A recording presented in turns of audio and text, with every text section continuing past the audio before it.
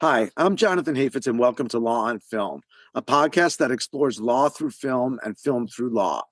Each episode focuses on a different film to examine the varied and often surprising ways law operates across institutions, communities, and daily life, not just inside, but also outside courtrooms.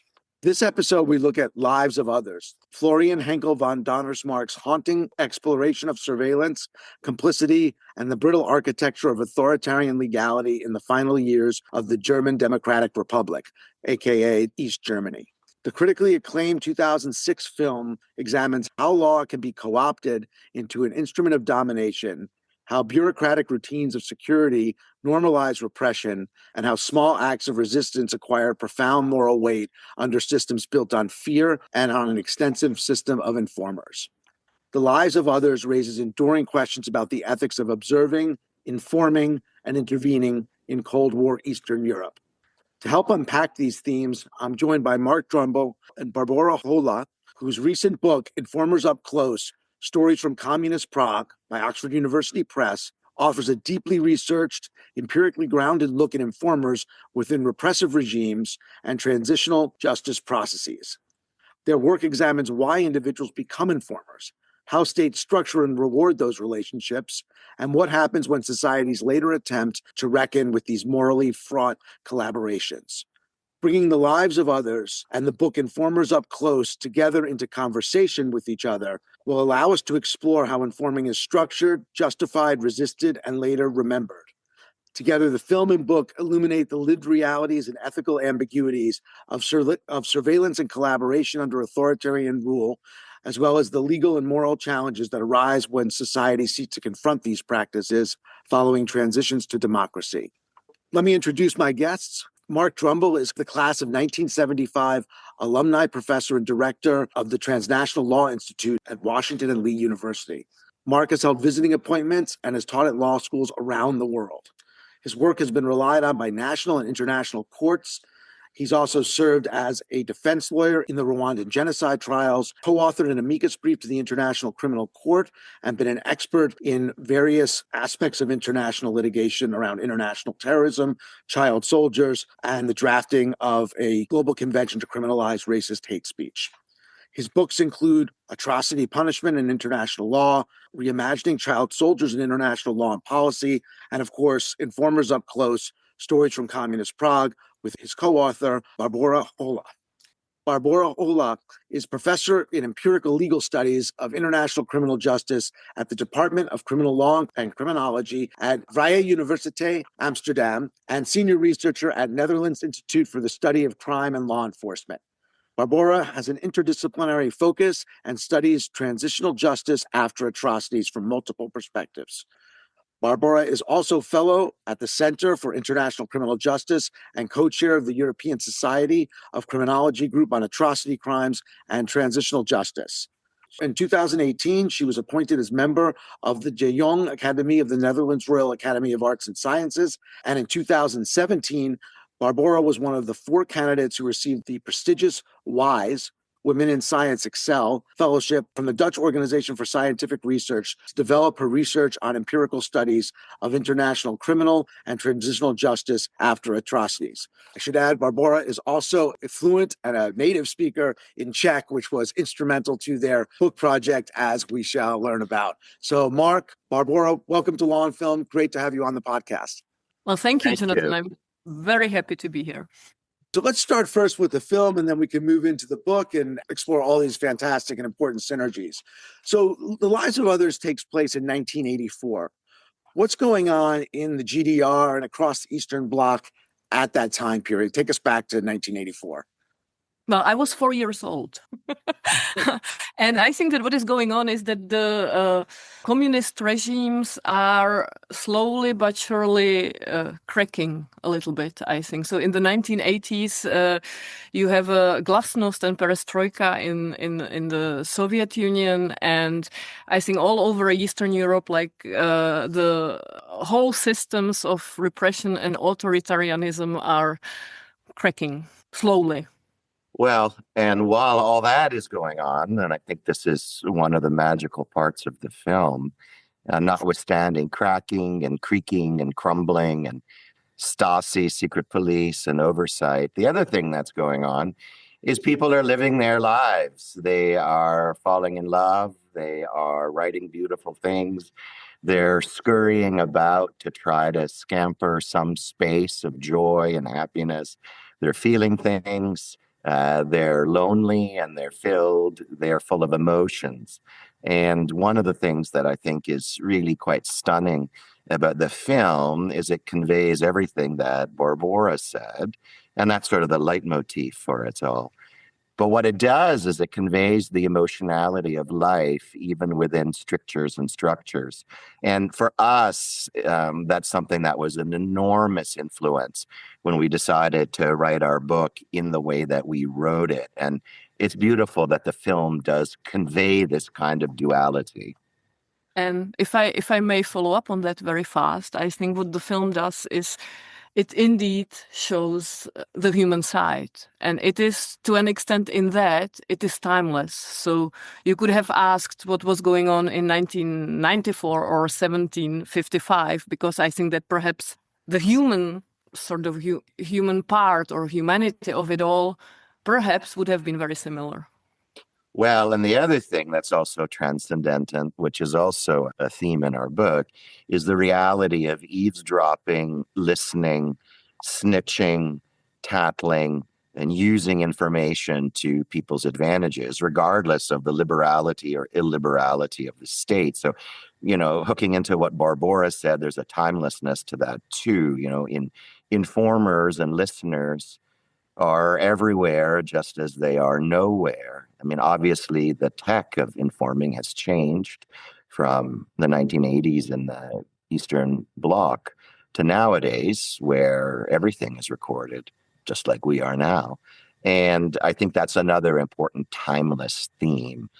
Listening, eavesdropping, securing information among people trying to live their lives in their own flawed ways within the structures of governmental tentacles.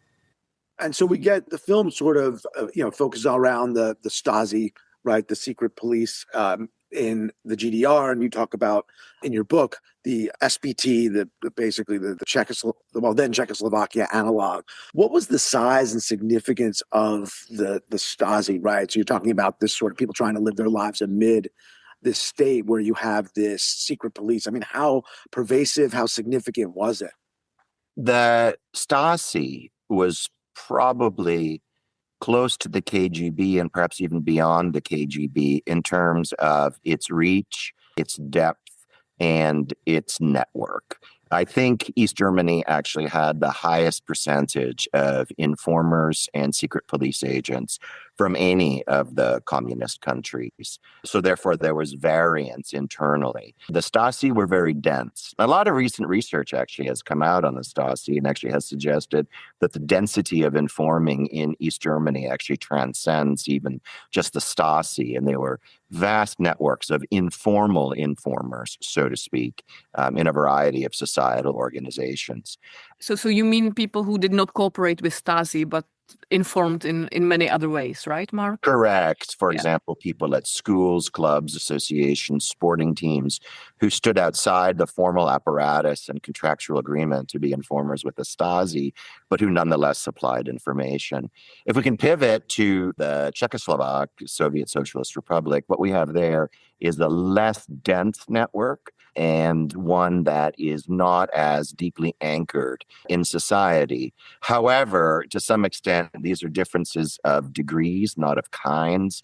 And the fact remains that the surveillance state orchestrated by the STB was actually very intrusive, quite penetrative, and basically was an irrevocable aspect of the life of all Czechoslovaks from 1948 until the very late 1980s, when that state, similar to the state in East Germany, crumbled. And this is replicated throughout all of the Eastern Bloc countries. And in fact, there are considerable similarities among the various secret police networks and informing networks. Lots of them followed similar directives from Moscow and established similar patterns. And perhaps, Barbora, maybe you can share a little bit on the the procedures, the operating procedures, and the deep bureaucratization and almost professionalization of the information gathering process. Yes, indeed. I think that when it comes to the character of these secret police institutions, they were very much similar across Eastern Europe.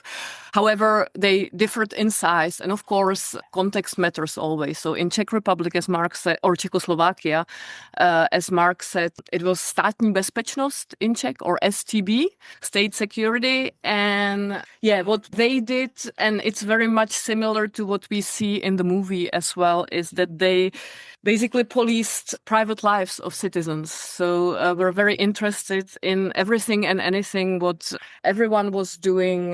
There was a lot of surveillance, a lot of harassment, a lot of penetration of law, I would say, into private lives of people. So oftentimes we speak about the rule of law, and this is to an extent rule by law, but law which is also very arbitrary, I think. So in that sense, there is a little bit of a paradox as well, because everything was sort of rule-based, but the rules were also very much twisted oftentimes.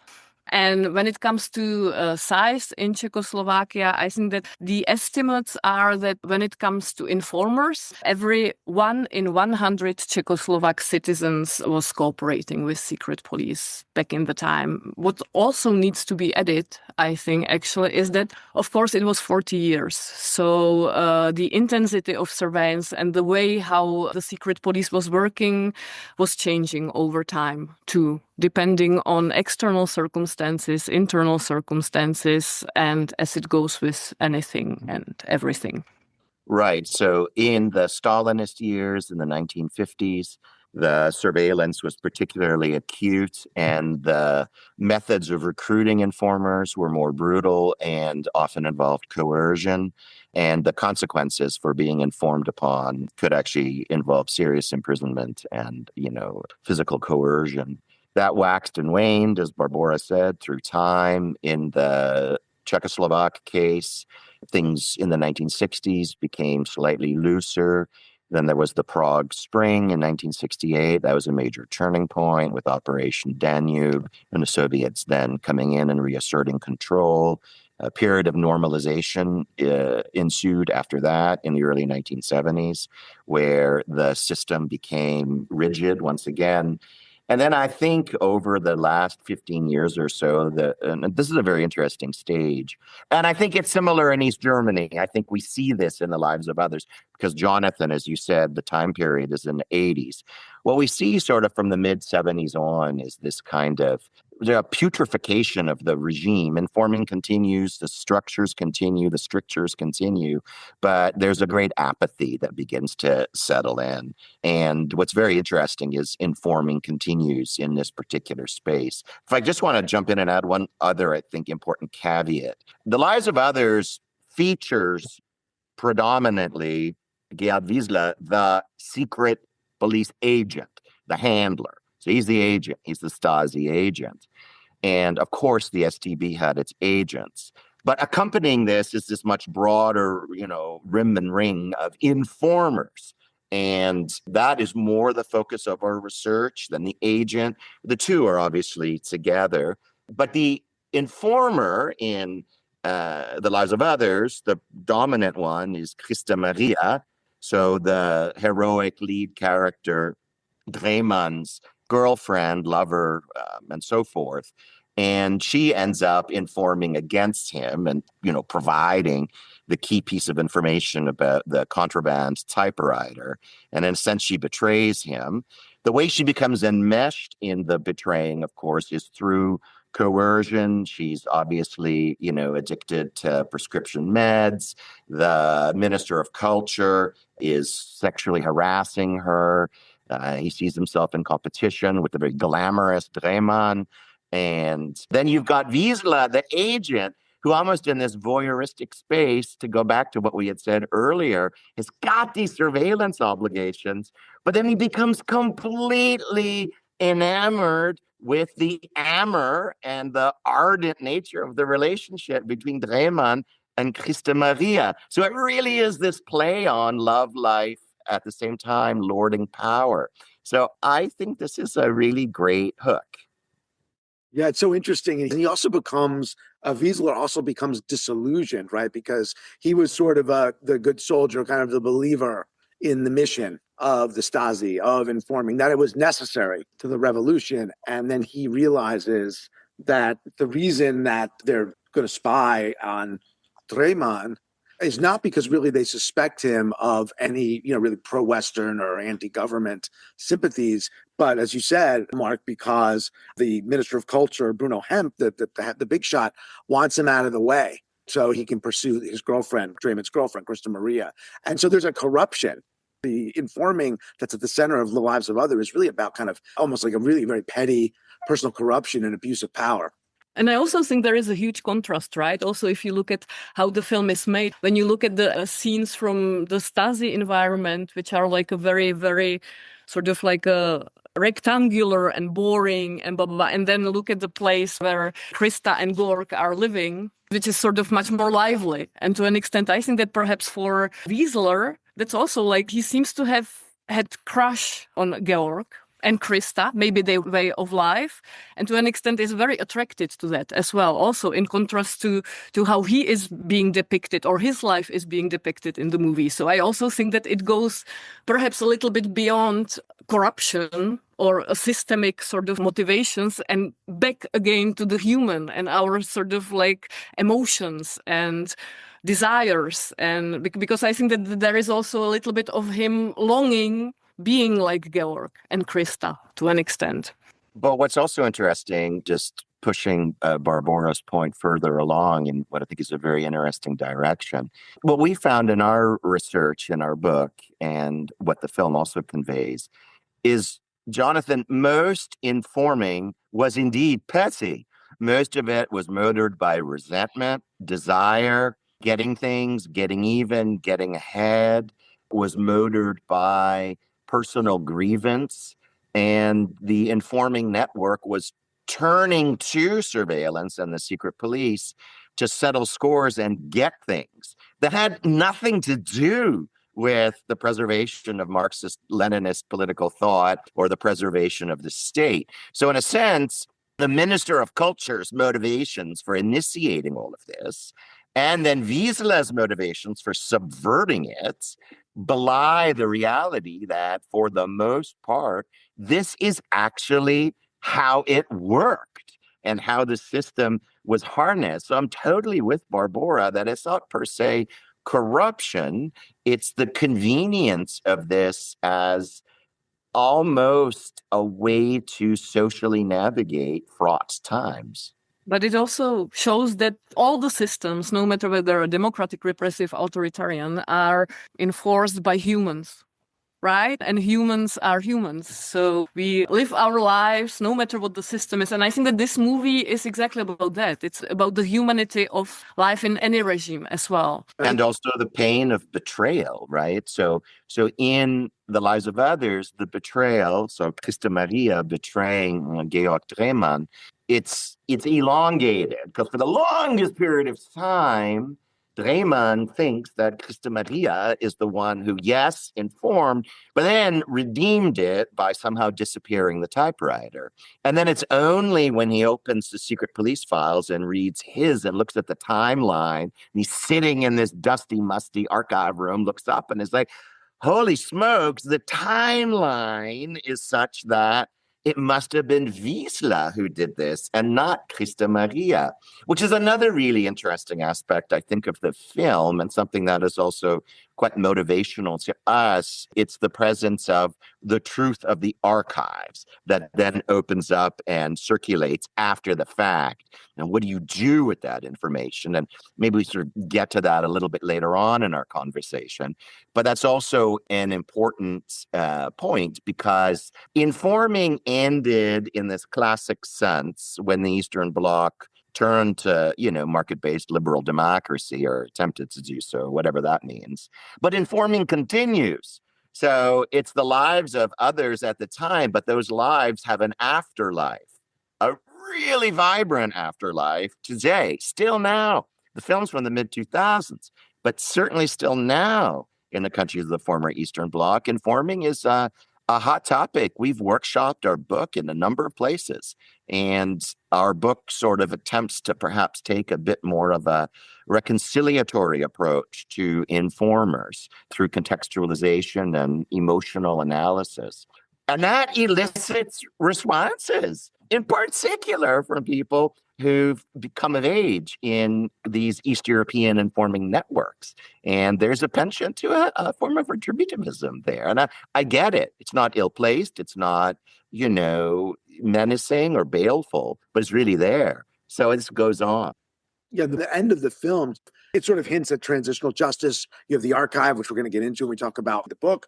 But when Draiman learns what happened, there's sort of, it's not a formal transitional moment, but there's some sort of reconciliation at the end on a very human level. Like you talk about where he goes to look at Wiesler, who's now sort of living in this, what's now kind of probably been more rundown part of East Germany. And, he's delivering mail with a pushcart, and Draiman's, a celebrity author, but he realizes it. So he writes this book, dedicates it to him. The book's called Sonata About a Good Person. He dedicates it to Wiesler, and then Wiesler sees it. So you have sort of this kind of interesting human reconciliation or something like that, perhaps, at the end of the film, which I think was pretty interesting. Yeah, it's very interesting. What I find also very interesting, and that you have reconciliation without these two ever meeting each other, right? So that is also sort of like they are passing each other, even on the street, I think, in one scene, but never meeting each other. And in this way, the movie actually, I think, portrays quite positive, I would say, quality of opening the archives and finding out the truth and sort of getting to know actually what happened. But what we discuss in our book is that there is also other sides to it, right? So there might be also cruelties in opening the archives, which perhaps are hardly ever discussed, because everything in transitional justice, or everything oftentimes, like the main mantra, is transparency and right to truth. However, there also can be a collateral damage to opening the archives, because I was quite surprised, and perhaps naively, because when I started to do research for the book, the empirical part is based in STB archives. So we actually read thousands and thousands of pages of STB files on informers. And the information that one finds there is not really like a state security ideology, James Bond type of information. But what it comes down to is really sort of gossip and very intimate, very private things which were recorded for the eyes of the secret police. Many of these things were actually supposed to stay secret. But with the opening of the archives after the regime fell, all this very private, very intimate information became a public good to be used and abused by everyone and anyone.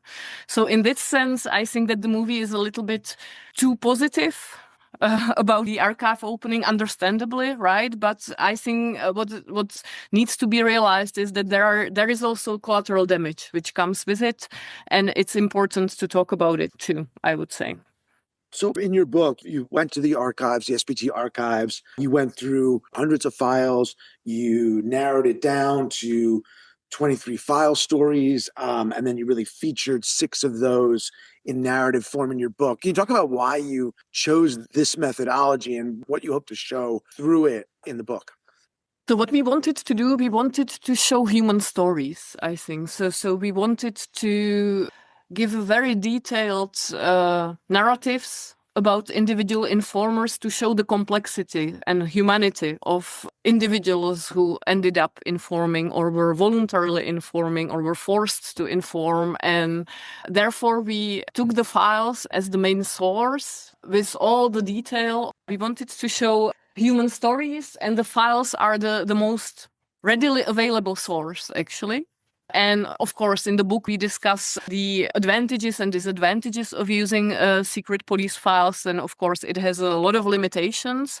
However, also a lot of advantages, which we find, especially the detailed character and the very biographical sort of nature of these sources. And Yeah, so Jonathan, it's a little bit like what we spoke about when we were chatting in Johannesburg and you were talking about, your podcast on law and film, I think what we wanted to do was create a moving picture with words of the lives of these particular informers. We wanted to put them on film in high resolution granularity. I've become very interested in the idea of biography as opposed to history. And we can relate a history of the STB, which we did. I guess you can number crunch and come up with statistics of, all sorts. But what I think we wanted to do was create a biography of real people who really were involved in real ways in the reality of the informing network. So therefore, we prepared these file stories, as Barbora mentioned. They're several thousand words in length, each of them. We selected 6 for the book that we felt were representative of not only different periods, but also different kinds of ways in which people became ensnared into the informing network. Because we didn't engage in aggregated statistical analysis, a lot of the selection of the file stories that we did were impressionistic, so as to create a broad palette, in a sense, of different time periods, members of the party or not, broad array of people in different walks of life, from students through to sex workers, through to party officials, through to academics, through to laborers. We did slightly overrepresent women in our discussion of informers, in large part because we wanted to surface that particular reality, that there were some women informers, and to better tell their stories. So at the end of the day, it is a methodology that I think serves a different purpose than compilation and computation. It's a biographical film of the life cycle and life stories of people who inform. And some of the informers we selected were more short-term denouncers. For others, it was an entire lifestyle. It filled, 4 decades of their lives. And a number of informers, for example, one we feature in the book, Goldfuss, informed for the Nazis. Then, following the liberation of Czechoslovakia, was imprisoned, informed in prison, so was released early, then became an STB informer, and then at some point started to spend time in West Germany, became an informer, supposedly, for the West Germans. The STB cuts him off. He's informing no more. And then he sort of has an emotional breakdown.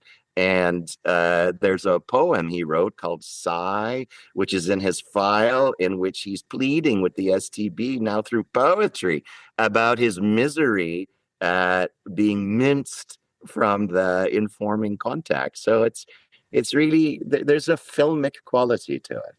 Yeah, and you've referred to this elsewhere as like the Mesdag panorama, or the panoramas that used to be prevalent in the late 19th century. There's the famous one by Mesdag of the Dutch village Scheveningen. And so that's sort of what you were aiming to get to, the sort of overall view through these individual stories. Were there any other, you mentioned this one of this sort of itinerant professional informer, any other particular cases that sort of stood out to you in your effort to kind of achieve this granularity, individual richness, and to sort of unpack the complexities?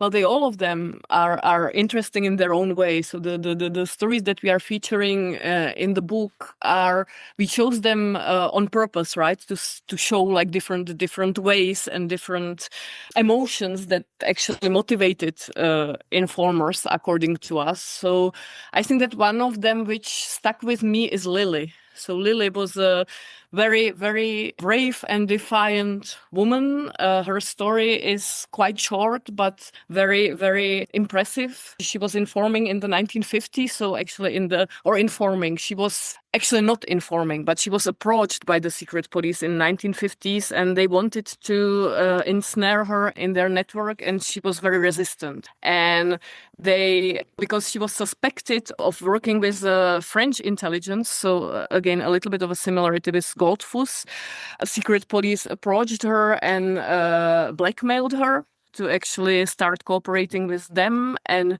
she was refusing. In the end, actually, what ended up happening was that it is not explicitly said in the file, but it is more or less obvious that Lily was actually being tortured. She was interrogated very much so by secret police. She still resisted. In the end, she actually ended up being convicted for treason, and she went to jail. But I found her story very impressive because she was really extremely resistant to heightened pressures, and I think that doesn't happen very often.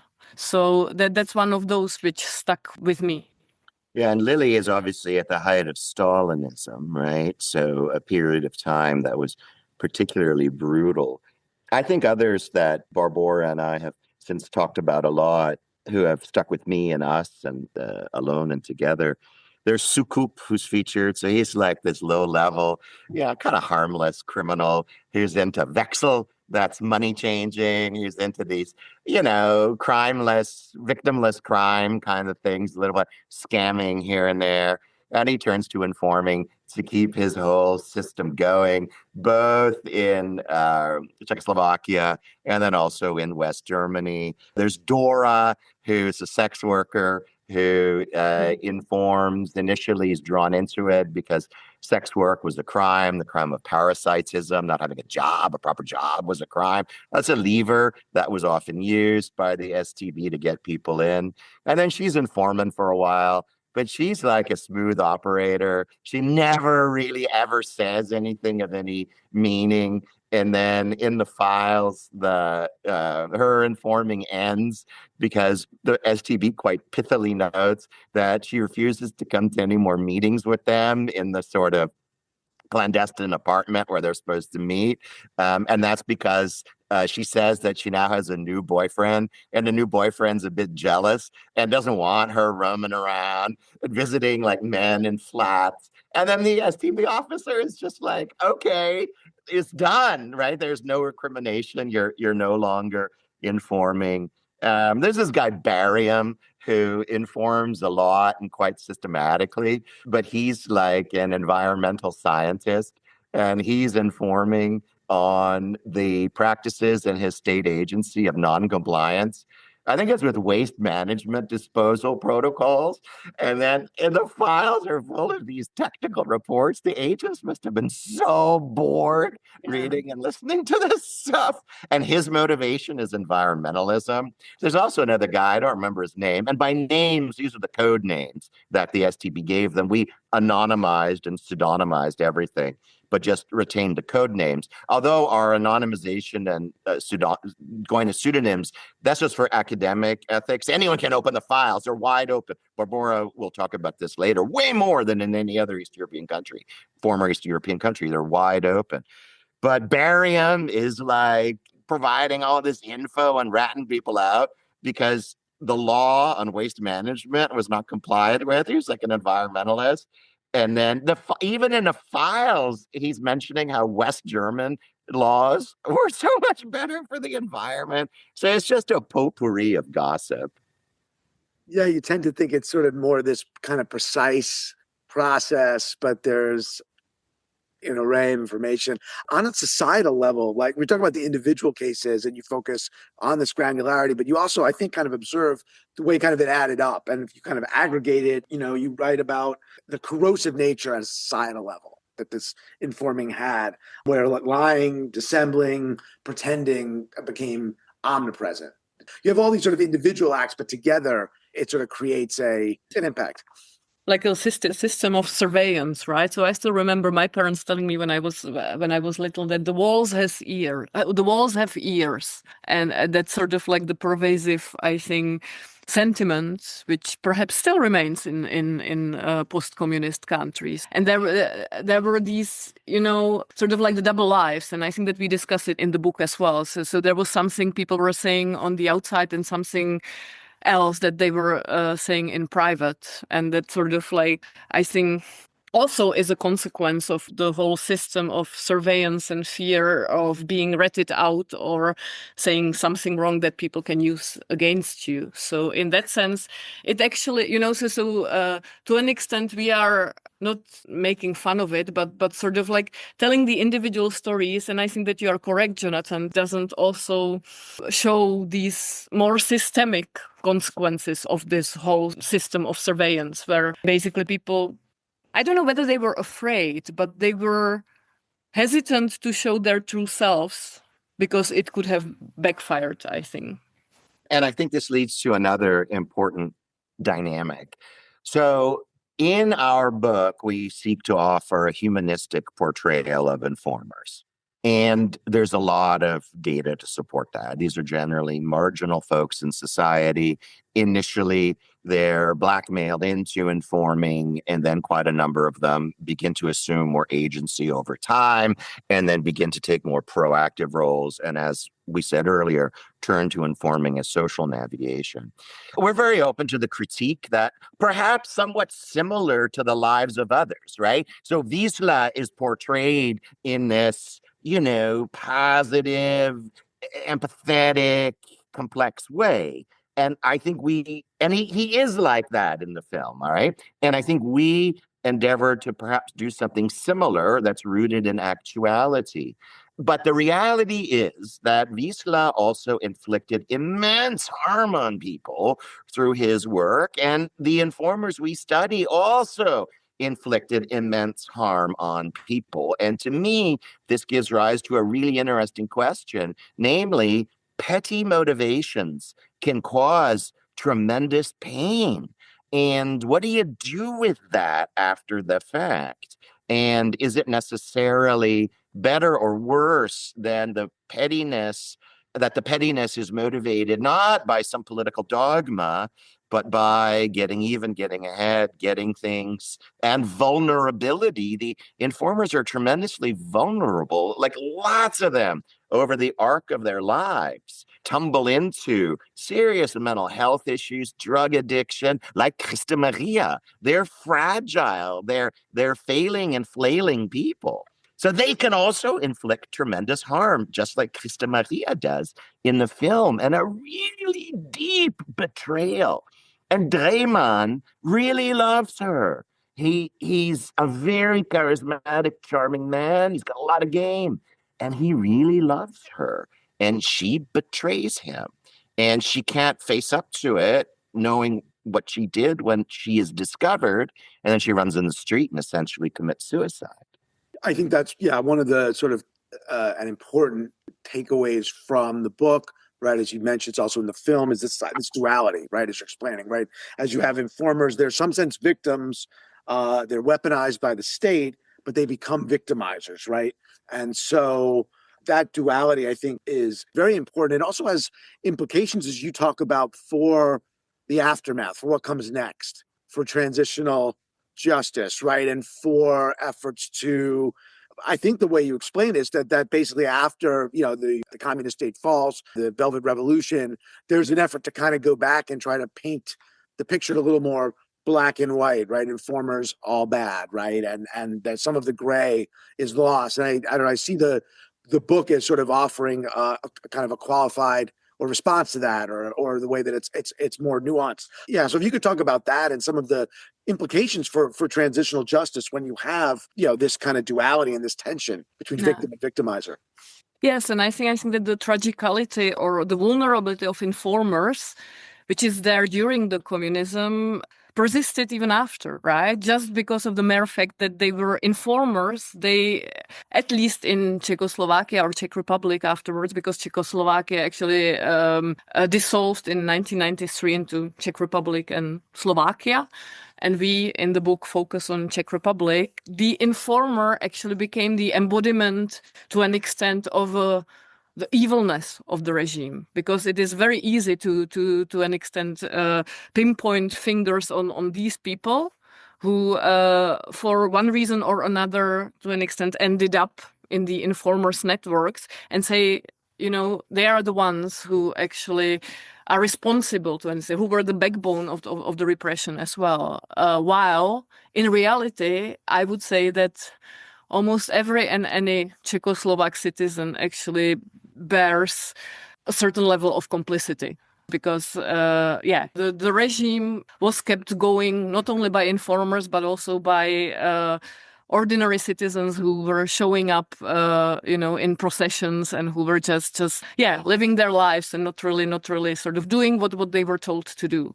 So in that extent, I think that like the vulnerability of informers actually persists even after the transition. So in the end, I think these people ended up being stigmatized, to an extent ostracized, because it is just very easy, comforting, as we argue in the book, to sort of pinpoint fingers and say, these are the worst of the worst. Right. And it's inescapable that informers are a much maligned character in art, literature, film across the board. That's how we open our book by, Benedict Arnold, Freddie Corleone in like The Godfather, Judas Iscariot. It's very easy. But, we also aim to complexify informers by humanizing them. And the reality is, one of the things that I think is very interesting is the fine line between informer, snoop, snitches, bad, and whistleblowers who are seen as heroic. But whistleblowers engaging the exact same methodology. They're ratting people out behind their backs, tattletaling, and, they're snitches who generally don't get stitches, right? They're thought of very highly. So one of the things we do try to do at the end of the book is present informing as a social reality that every single state and movement requires. We talk at the end of the book about people who rang the telephone hotlines. I mean, Jonathan, you're up in in the New York City area. There's research from New York City during the pandemic of COVID hotlines and who called them and who got snitched on whom for, not adhering to protocol. And actually, those patterns belie the fact that many of those phone calls were motored by people from outside the community coming in. And there was a racial tone to who was calling on whom and why, right? So this is another sort of problematic aspect. So, and I think at the end of the day, then you've got the reality of informing as a social practice. What do we do with it? And I think both Barbora and I incline more towards thinking of transitional justice in this space, not in this retributive sense, but perhaps more in a reconciliatory and restorative frame. But regardless, you can't have transitional justice unless you have an accurate understanding of who and why is causing the harm. And the sad reality is, or the, intriguing reality or the necessary reality is when it comes to informing, it's very, very, very complex. That's another thing that I think is so fascinating about the book is about, it's about this time and this place in Czechoslovakia, right, during the Cold War period, but it's also about the process of informing. As you mentioned, you kind of open the book that way, talking about sort of informers through time. To me, one of the most kind of interesting, different, but interesting analogies too is that occurred to me was during the McCarthy era in the United States. Mm-hmm. It's different. I mean, it's not the same level of state repression, but tremendous pressure and all the different choices that people had to make of whether to inform or not to inform and all the different motives. So I think it reverberates in a lot of other interesting contexts, not just in other Eastern Bloc countries, but more broadly. Yeah, and not just McCarthy. In World War I, President Wilson sets up this, there were no hotlines at the time, but these informational conduits for people to talk about, problematic German, Americans and their putative treason with the state. They had to shut down the whole system because people were just turning to it to settle these scores that had no basis in any facts of supposed treason or lack of allegiance or dangers to the state. Yeah, but that's something what we discuss in the book as well, right? So no matter the context, in the end, when you really go into the nitty-gritty micro level, it is very similar. It is very similar over time, over borders, as Mark would have said, spaces and places. It's spaceless and placeless. And I also think, the film is great, and I think it's a masterpiece of people living intensely, and I think it's really a beautiful film. But it's also easy to point to, Stasi easy, right? This is this that happens there, and it's localized in time and place. But it is actually not. There's a ubiquity to it. And if informing is central to the human condition, then I think we need a more sophisticated and less scapegoatish approach to deal with it, something that's less soothing. And, Barbora, maybe you can sort of talk a bit also about the opening of the files and the cruelties that were occasioned by that process. So we've got this notion of transparency is great. Human rights activists all wanted to open the files. Cultures of secrecy are rotten and rancid and wretched. But, Barbora, clearly in the Czech context, there were externalities that arose.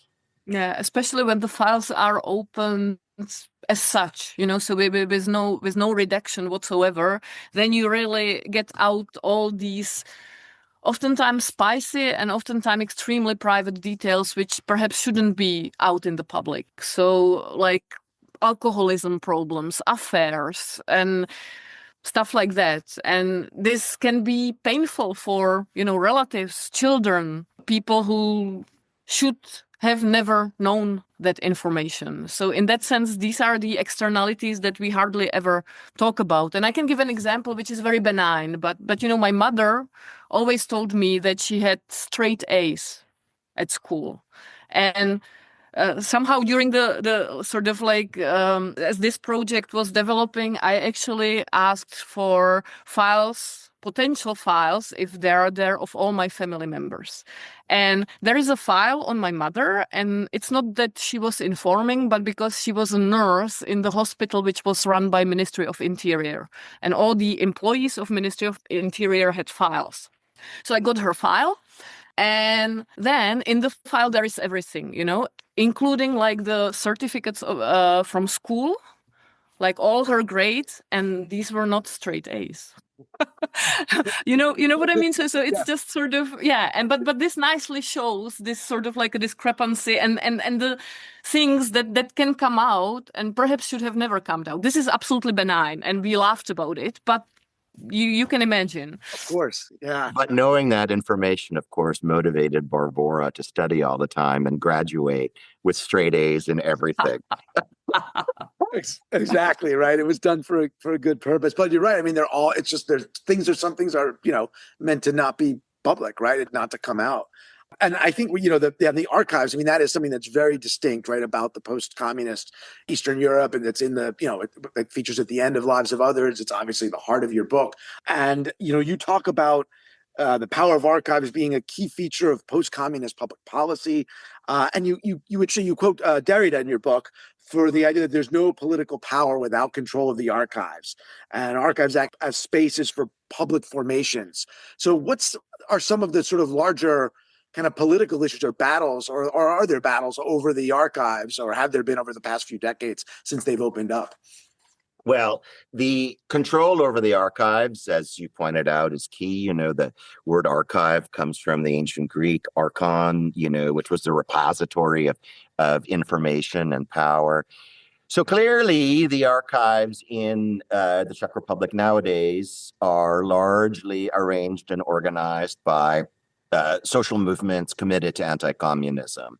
And the harms and pitfalls of modern neo-capitalist democracy in the Czech Republic often become underplayed by focusing on the fact that there's been this progress from the communist past, and the archives are deployed in that regard. And anti-communism features within modern day Czech politics.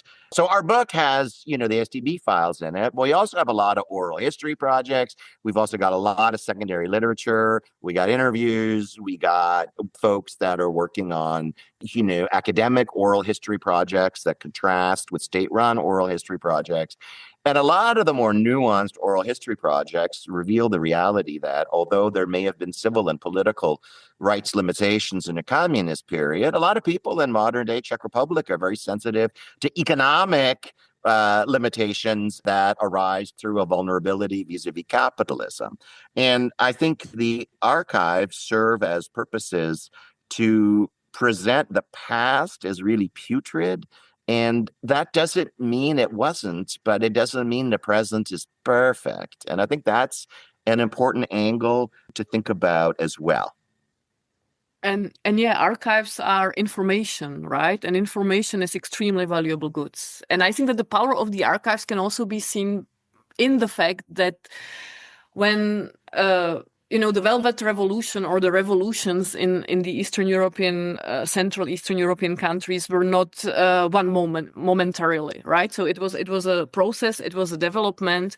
And what happened, and I think it happened all around, is that the secret police units, once it was quite obvious that the regimes were going to crumble, started to burn their archives as well. And in that sense, this really also shows the power of the information that was in there. So that's something what we discuss in the book as well. But for parts, the STB archives were actually destroyed by the STB itself.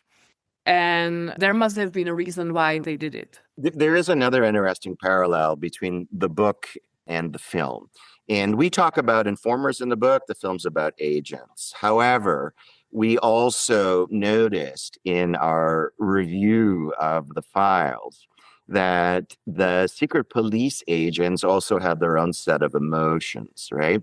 So, we make the argument informers were motivated emotionally by fear, resentment, devotion. These are, causes and desire causes to get them to inform. But the secret police officers had their own emotions as well. And some of them are somewhat surprising.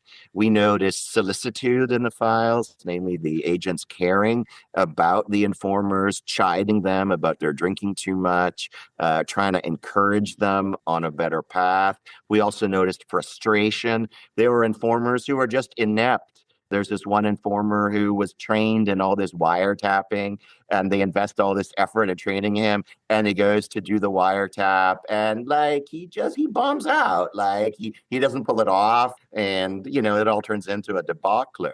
But one point that I think is really interesting is the fact that the STB collected a lot of information that they never acted on. They typed it all up because they had to look like that was their work product and doing work and getting ahead.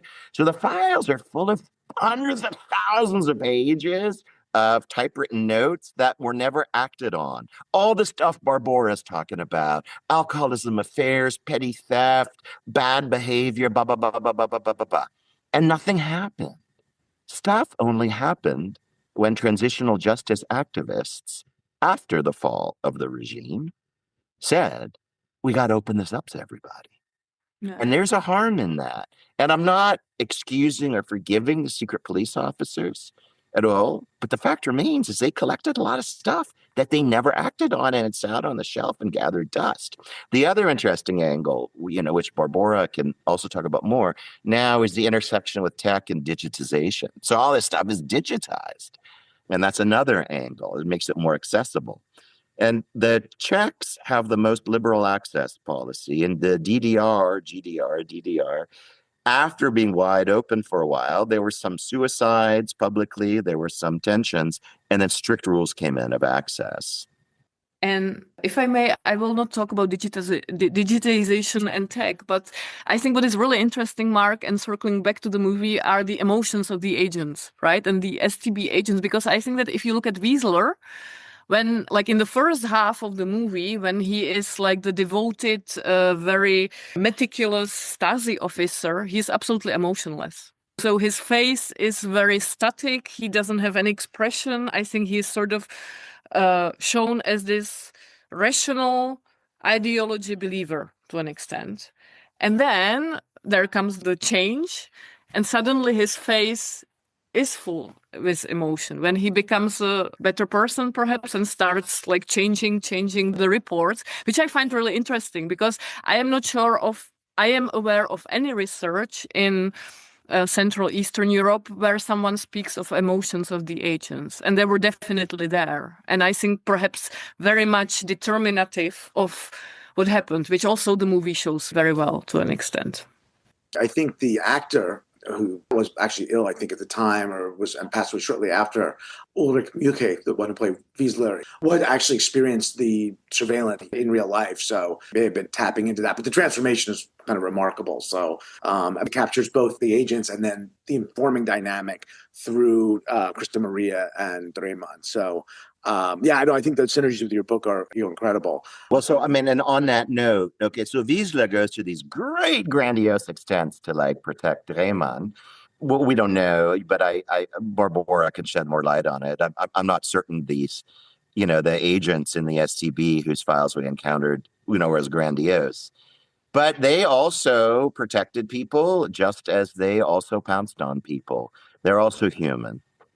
Exactly, and that's what I wanted to say to an extent. So the story in the movie is, of course, dramatic, right? So it is made for dramatic purposes, and I think that it did not happen very often that the agents turn around like that and started to play on the system. But there are these instances of little bits and pieces where perhaps the system can be fooled, and I think that these can be found in the files as well, especially when the agent and the informer had a good human relationship, which also happened, and you can sort of sense it from some of the files too.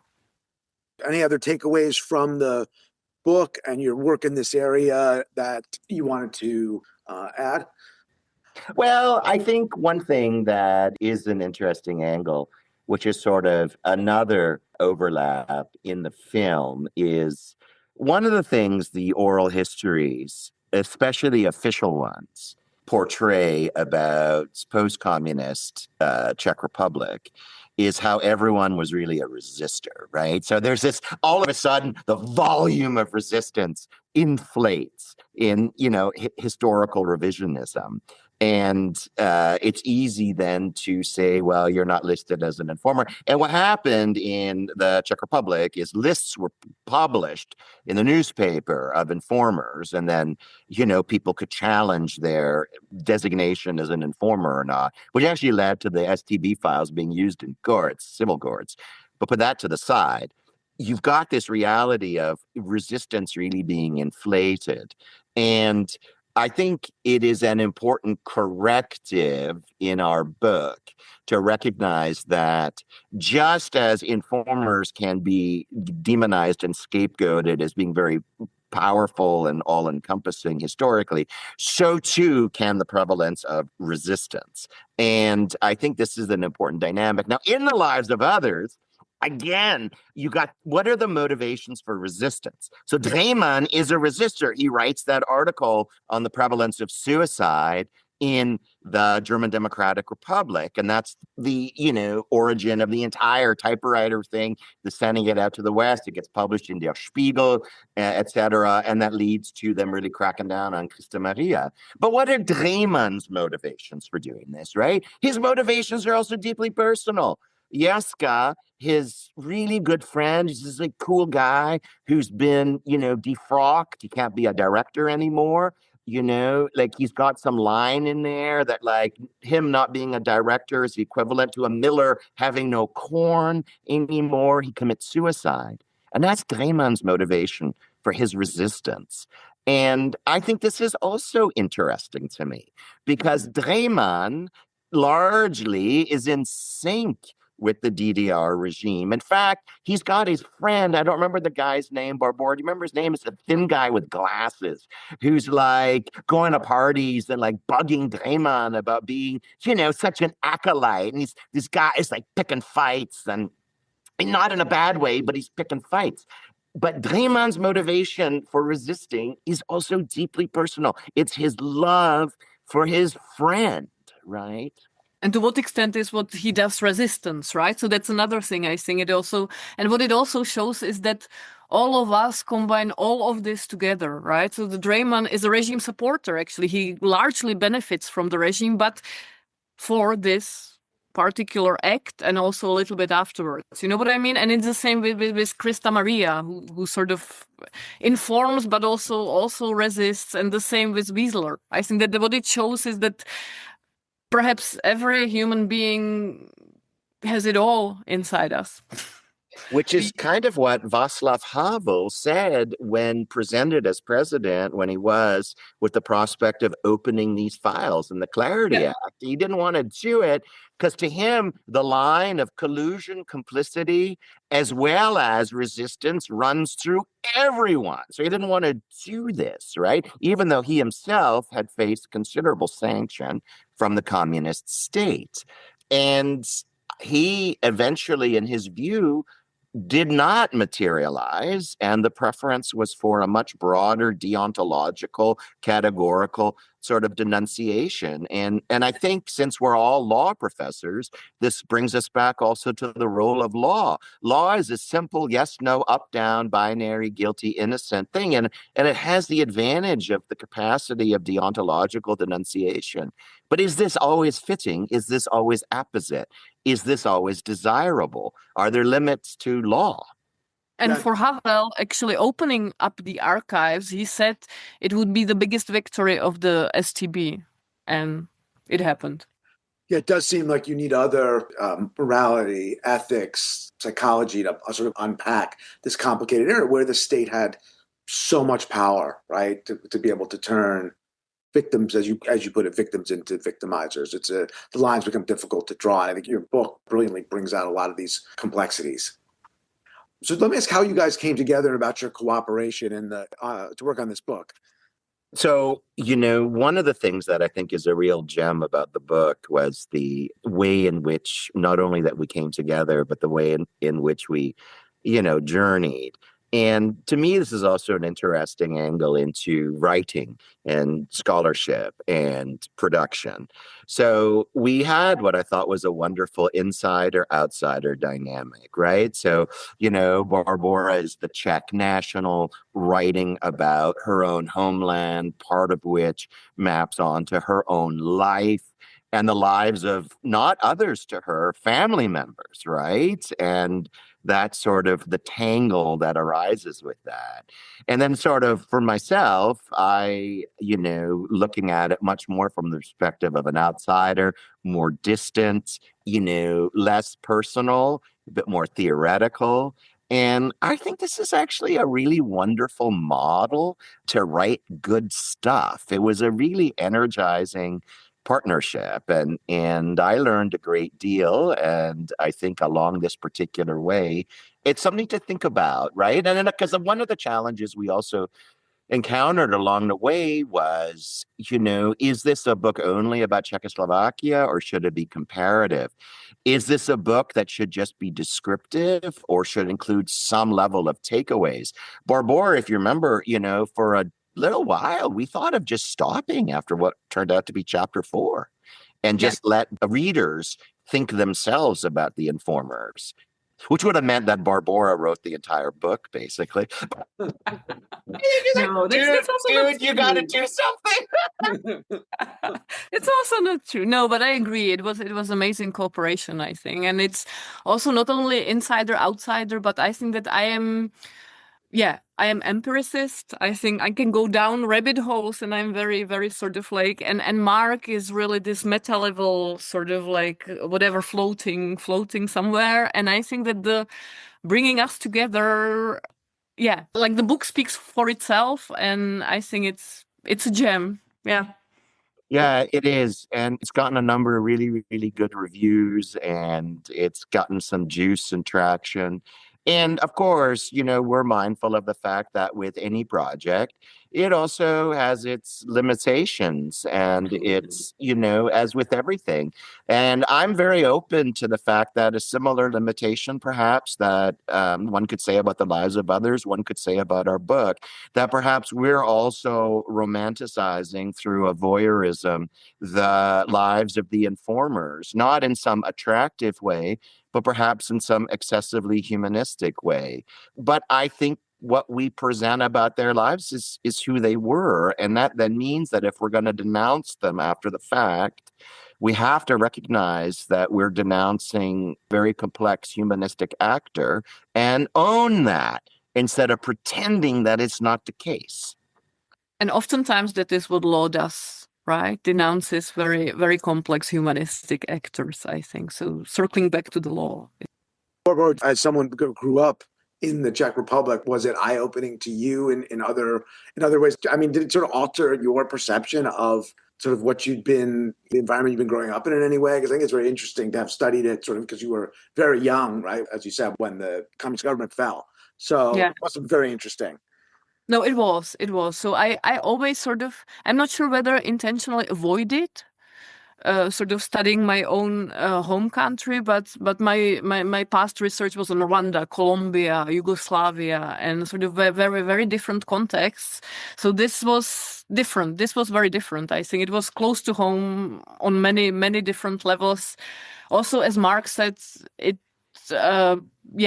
pertained to my family, my friends. So in that sense, the journey was very different, but I really, really enjoyed it because there is also something to say about studying your own country. Because every joke, every story, every word, I know what it means and what it might mean, which is different when I speak English or when I go to a foreign country. So in that sense, it is easier and more difficult at the same time, in the same way as informers are victims and victimizers. Yeah. Well, I want to thank you, Mark and Barbora, for coming on the podcast. It's been great to have you on to talk about Lives of Others and your book. It's been a great conversation. So thanks for coming on. Thank you. Jen.